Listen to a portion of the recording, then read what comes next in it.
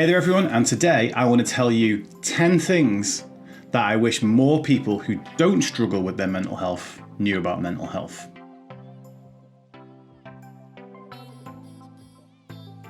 Hey there everyone, my name's Dave, aka Mindset by Dave, and I've been a mindset and mental health coach for the past 4.5 years, helping people get unstuck with whatever it is that holds them back up here. As well as videos here on YouTube, I also stream live at twitch.tv/mindset by Dave every Tuesday from 10 a.m. till 4 p.m. and every Saturday from 7 p.m. till 10 p.m. And on top of that, we've got a Discord channel where you can come along, meet up with like-minded individuals and join one of the fastest growing and most supportive peer support networks on the whole planet. Anyway, on with the content. So if you've not caught part 1 yet, I'll link that up here. And that is all about 10 things that I wish more people who do struggle with their mental health knew about mental health. This video is more for those things that I wish the people outside of the mental health community knew about people with mental health. Now, as a little caveat before we get stuck into all of this, every single one of us has mental health. A mental health condition is the same as a health condition, the fact that we all have physical health, but we're not all symptomatic at that time of a condition. So I just want you to know that every single one of us, it's not 1 in 4 that have mental health, it's 1 in 1 that have mental health. Right, let's get stuck into the list. Number 1, most people, when they talk and open up to you, want to be heard, not fixed. Now, every single one of these rules is going to be a generalization. It is going to apply to a lot of people. However, this is the one that seems to apply to almost everybody.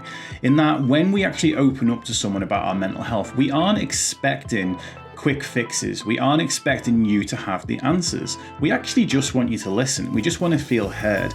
And in that situation, one of the best things you can do is actually just create the space for that. If you even say, I don't know how to help this right now, but I want to hear what you're talking about, I want to understand more, that is an act that can really help connect with someone who does struggle with their mental health. As a general rule on all this, I say don't worry about whether what the person is telling you sounds difficult to you or not. If they are expressing it as difficult to them, believe them, accept that it is difficult to them, and if you can, maybe compare it in your own head, not out loud, to something that you've really struggled with, and then try and get that empathy across. Number 2, when you actually think that someone with mental health is doing things for attention, they're most likely doing things for connection. A person who is struggling with their mental health will feel very disconnected, will feel very isolated from those around them. And sometimes reaching out for what looks like attention on the outside is actually reaching out for connection. You've got to understand that the vast majority of people with a mental health condition, by the time that they do something like this, they're already struggling a really large amount with their condition. And when that happens, the way in which that person would reach out would not be what you'd expect of a person who is more rational, more calm. So when we actually look at that situation, the actual way of reaching out might seem to an outsider as very attention seeking, but trust me, they are not looking for attention. We don't just want people to know, oh, you know, Dave's got bipolar, I'm aware of that now, my attention is on it. That's not what I want. I actually want connection. If I'm struggling with my depression, if I'm actually telling you, that means I'm actually looking for some sort of connection, not attention, but connection, a way to actually feel part of something, feel less alone, feel less isolated. If you can help a person feel less isolated and feel those things, and rather than accusing them of being attention seeking, understand that they're reaching out for connection, and then you'll go a lot further. Number 3, the vast majority of people with mental health issues are not dangerous. In fact, actually quite the opposite is true. They're actually much more likely to be harmful to themselves than to you. The vast majority of people I've worked with various mental health systems across the board have really kind of expressed more love and more gratitude and more fear of actually hurting people, and therefore would restrain certain actions. They're very worried about these things, but the actual likelihood of a person in that situation being dangerous to you is something that has drastically been hammed up by media and films. The problem with this particular issue is that if we actually start treating people like they are dangerous, it adds to the stigma, and a person who is struggling with their mental illness might begin to believe that they are dangerous because that is the way that the world perceives them. Unfortunately, this can actually lead to the person actually engaging in dangerous acts, and it becomes a bit of a catch-22 really, in the fact that the expression I like for this is often we meet our destiny on the path we choose to avoid it. Yes, it is stolen from Kung Fu Panda, but it is true. If we treat someone like they are something and they begin to believe that they are that thing, we end up creating the thing that we wanted to avoid. Number 4, mental health is real. Now, this either shouldn't need to be said or probably should have been top of the list, because it still does need repeating. So many people believe that mental health is not real. It's all in your head, so to speak. And this again adds to the stigma around it. If you feel like someone is not understanding you, even mental health put to one side, it's gonna make you feel irritated, upset, maybe even angry. Now, if you add in mental health to that situation, then that's only going to increase those symptoms. It's only going to worsen that situation. Just imagine for 1 second feeling like you're not in control of your mind, and then imagine an entire world of people telling you that it's all just made up and you are creating it. It's not real. Mental health doesn't exist. How is that going to make you feel when you're already feeling pretty stretched? Just like I started off with at the beginning of this video, mental health is something that we all have. The only people that think that they don't have mental health, generally speaking, have good mental health. That would be the same as saying that you don't have physical health whatsoever if you're always in tip-top condition. It just doesn't make any sense. You can go a long way by when a person opens up to you, accepting that their problems are real, even if they aren't real to you. Number 5, we can't expect a person who is in crisis to be the rational one in a conversation. This is really hard to understand because a person that is in crisis is usually a person that has been pushed to the end of their mental capabilities. And in that situation, yes, people can lash out. People can do things that are out of desperation. If you imagine a person that's at the point of wanting to take their own life, and then someone comes along and tells them that they're being selfish, it's not going to snap that person out of it. If anything, it's going to pile on to something. You're asking a person to think rationally in that moment. And to be fair, most situations when a person's in mental health crisis, the part of the brain that's capable of rational thinking is kind of shut off right now. And the emotional sides of the brain are the ones that are in the driving seat. If you find yourself in this kind of situation when you are talking to someone, don't expect them to be the rational one. You be the rational one and do what you can to try and de-escalate the situation. I know it might seem like I'm asking a lot of you, however, you're in a much higher capacity to be able to do that at that moment than the person who is struggling is. Number 6. When a person in mental health does lash out, more often than not, they feel great remorse. A hugely common thing that I hear from family members and friends of people who are struggling with their mental health is, oh, well, they just don't care. They treated me like this and they just don't care. Trust me, they do care.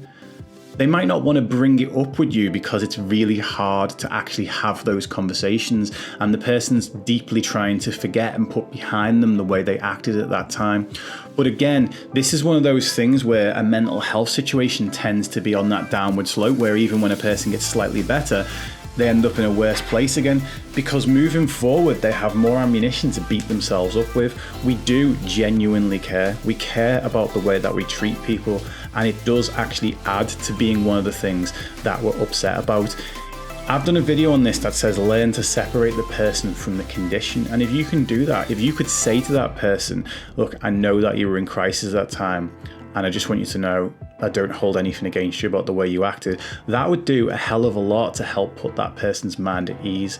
And again, just like in the previous point, we're asking the person who isn't struggling to rise above the situation and use the fact that they've got a larger capacity to do this in order to help the person who is struggling. Number 7, sometimes we just want to be treated like a normal person. I know so far a lot of what I've talked about is understanding and working with the condition, but sometimes we do just want to be treated like your friend, like treated normally. One of the best things that ever happened for me after my suicide attempt 11 years ago was the next day, one of my friends just took me to the cinema and treated me like his friend again. We didn't talk about the suicide attempt. We didn't talk about any of that, but he actually put it across to me as that as well. He said, "Oh, I just want you to have a fun day. That's it." And that was the whole thing. We had that agreement there that was how I was going to be treated in that moment. If you're not sure, communicate these things with your friend. Ask your friend. Asking questions like that, you're really going to get the appreciation of the other person, because it feels like you actually want to make more of an effort. And again, you might be sat there thinking, well, why should I make more of an effort? They are making efforts. We are making an effort. We're trying to understand our mental illnesses more and more each day and trying to learn how to handle them.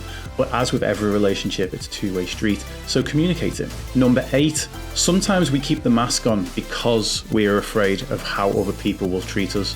Going back to this idea of the stigma around people with mental illness being dangerous, this is one of those things. And we will keep that mask on using up energy to do so. If you think about our brain as a processor that you can open up the list on, and you can see how many applications are running and which one's using up all the energy, oftentimes keeping that mask on so that other people don't find out what we are feeling or what we are struggling with is actually one of the ones that's taking a lot of the processing power. And ultimately, if you think about that, that's one of the things that can lead to a person burning out. Again, if you make a safe space where a person can open up about their mental health and make it within your friendship community that these are things that can be talked about, stigma-free, you're going to be helping those people so much more than you actually realize. Number 9, one of the best things that you can say is, I don't understand what you're going through, but I just want you to know that I'm here for you and you don't have to go through this alone. Again, people who suffer with their mental illness often feel isolated. Having loneliness and being alone aren't necessarily the same thing. It is possible to feel lonely and isolated when you are surrounded by people. If those people don't understand you or don't get you, if you feel like you're an outsider from all of that, it doesn't matter how many people are around. And this goes back to the mask a moment ago. If you've got to keep that mask on. Now, if a friend turns around to you and says, look, I want to go through this with you, I'm here for you, you don't have to go this alone, it can get rid of one of the biggest fears that a person with mental health has. And again, it shows willing, and it actually shows that person empathy, understanding that someone is on their team. And number 10, if you don't know how to support a person with mental health, offer to go with them to appointments like doctor's appointments or therapy appointments. Obviously, you wouldn't be going in the room with them, but if you offer to take them so that they've got some support along the way, learn some of the helpline numbers, or if you can't learn the helpline numbers, learn something like hubofhope.co.uk, where you can actually help a person find help within that area. These things are always going to work better than just saying, have you tried yoga? Have you tried running? Have you tried this? We need to start with that empathy. We need to start with that understanding, and whatever help that person needs, if you can be someone who helps them to get that help, like instead of saying you need to try running, say, oh, there's a running club, why don't we go to it together? Because that person might actually really struggle. And let's have a bonus one. Number 11, unfortunately, none of these things are guaranteed. I know that may seem unfair, but to be able to handle all mental illnesses in 10 points is impossible. It's a lot more complicated. So the thing is, trial and error. Try different approaches, speak to people with mental health issues, ask them questions, and learn from that. One of the best things that ever happened to me was one of my friends turned up one day and said they'd been doing some reading on bipolar and they understood a few more things about me. That was absolutely amazing. I broke out crying, obviously, but it was one of the most amazing things. And that is the type of thing, go the extra mile for a person as much as you can within your abilities. So that's it, my 10 plus 1 things that I wish more people on the outside of mental health knew about mental health. As always, if you have enjoyed this content, please hit like, please hit subscribe, and so that you'll be notified whenever new content goes up here. And again, we have the Twitch streams every Tuesday from 10 a.m. till 4 p.m. and every Saturday from 7 p.m. until 10 p.m. and the Discord, where you can come and join in a like-minded community. If you are a friend or a supporter of someone with mental health and you want to come and join that Discord just to see how we talk about these things, that's cool. Come and be part of the conversation. Not them and us, but all of us. And I will catch you soon.